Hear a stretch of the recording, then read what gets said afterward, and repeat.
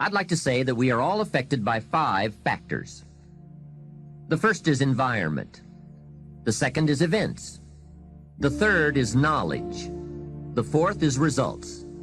And the fifth, and often overlooked factor that affects our lives is our view of the future. Our dreams. Of all these 5 influences, make sure your dreams are the greatest influence on your daily decisions and activities. Put another way, make sure that the greatest pull on you is the pull of the future. For your dreams to greatly influence you, for the future to pull you, your future must be well planned. There are 2 ways to face the future. One is with apprehension, the other with anticipation. Guess how many people face the future with apprehension? Why? They don't have it well designed. And without really thinking about it, they have probably bought someone else's view of how to live. You may be hemmed in by seemingly unsurmountable obstacles.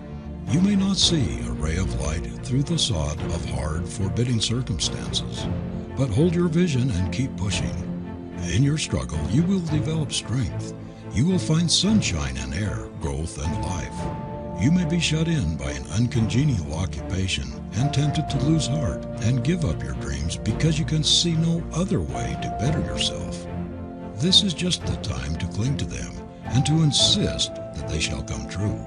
Without knowing it, you may be just in the middle of the sod, and if you keep pushing where you are, in season and out of season, you will come to the sunlight and the air, to freedom.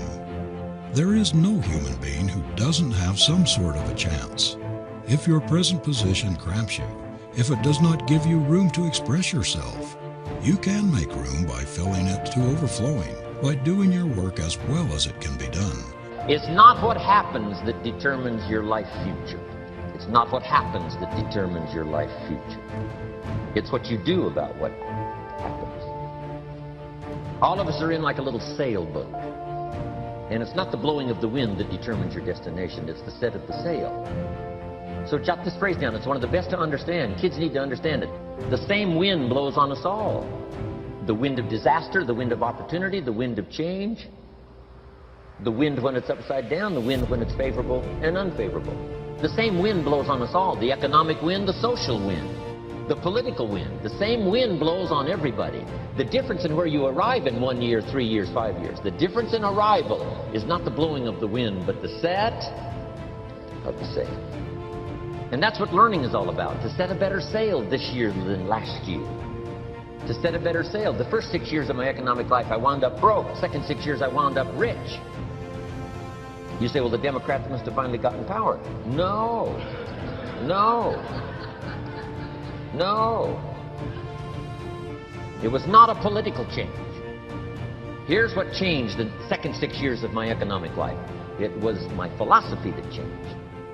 You see, the very law that gives us success is a two-edged sword. We must control our thinking. The same rule that can lead a man to a life of success, wealth, happiness, and all the things he ever dreamed of for himself and his family. That very same law can lead him into the gutter. It's all in how he uses it, for good or for bad. This is the strangest secret in the world. Now, why do I say it's strange, and why do I call it a secret? Actually, it isn't a secret at all. It was first promulgated by some of the earliest wise men, and it appears again and again throughout the Bible, but very few people have learned it, understand it. That's why it's strange, and why, for some equally strange reason, it virtually remains a secret. I believe that you could go out and walk down the main street of your town and ask one man after another what the secret of success is, and you probably wouldn't run into one man in a month who could tell you. Remember, success is not a set of standards from our culture, but rather a collection of personal values, clearly defined and ultimately achieved. Success is your better life for you, the design you give it, the dreams you accomplish. Making your life what you want it to be for you, that is success. Now, this information is enormously valuable to us if we really understand it and apply it. It's valuable to us not only for our own lives, but the lives of those around us, our families, employees, associates, and friends. Life should be an exciting adventure. It should never be a bore. A man should live fully, be alive. He should be glad to get out of bed in the morning. He should be doing a job he likes to do because he does it well. So let's think about this for a moment. What outside evidence or results or proof can be seen when you accomplish your goals one step at a time? You'll start to see things change around you. Little things, not major things, but little everyday things. Things you may not even notice unless you are paying attention. If you're one of those who'd rather stay up late and get up late, only to discover that your workplace doesn't fit your schedule, and you roll out of bed cursing the alarm clock every morning, maybe you could start with the little change of going to bed half an hour earlier than normal. And maybe you'll see, in time of course, you can't train your body overnight, maybe you'll find out that you jump out of bed in a better mood, and that your day will start better, and that you'll get more done, and that the people around you that caused you problems aren't so hard to work with after all. It all starts by making one little change and adding to it every day. Align yourself with people that can encourage you, people that can empower you, people that you can learn from, people that you can grow from. That's very important. See, if you have people around you that can contribute to your growth. When I wanted to become a speaker, I joined the National Speakers Association. I wanted to be around the Dr. Norman Vincent Peales, the Zig Ziglars, the Dwayne Dyers. I wanted to be around people that were doing what I wanted to do. I wanted to learn from them. And you want to do that too. You want to align yourself with people who think like you, people who dream like you, people who want more out of life, people that are stretching and searching and seeking some higher ground in life, as opposed to the majority of people. Somebody said, always strive to get on top in life because it's the bottom that's overcrowded. And see, you don't want to be on the bottom. See, it's easy to be on the bottom. It doesn't take any effort to be a loser. It doesn't take any motivation, any drive in order to stay down there on a low level.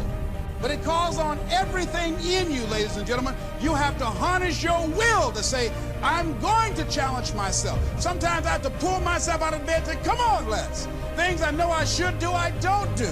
Things I shouldn't do, I do. I found that the biggest enemy you have to deal with is yourself. There's an old African proverb that says, if there's no enemy within, the enemy outside can do us no harm. Enemies of the mind you got to do battle with in the summer.